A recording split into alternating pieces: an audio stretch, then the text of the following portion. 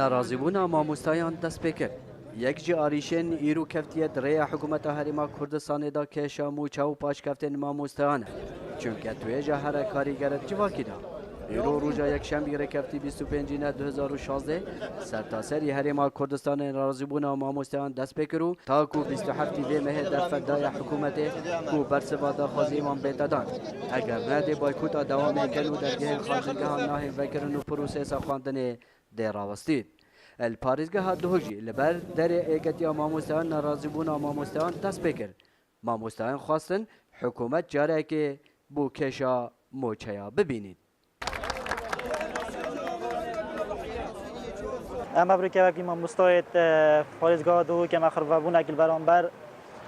سندیکا یا ایکتی ما مستعد کردستان لقای دو که انجام داشت برگیر بونا موچی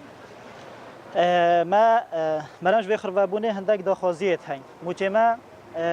گیرود بیتن و هم حد که نف موچه پاشکفت دیگر نمینتن دا ما مستاب شدن بشتا دوامه چون که ما مستاب بریکا خالد شیانت ویدانی نه بشتا قطابخانه درسی بجیتن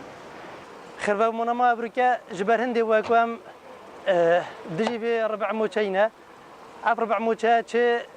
جیانما که بجنه ما پیدابی نابید ام نشین پیکنه دواما امی تاید نه اکتی ما مستاق و که ما زیترین وقت حلقه بینن زخته کی بخنه سر حکومته زیترین وقت بیم تواربی خرکی بیم تایبت ما مستا و تایبت اویش در به دوامت کن دیسان وک هلوست سکرتاریتا مامۆستایان سەرۆکی ئێکەتیا مامۆستایان دهۆک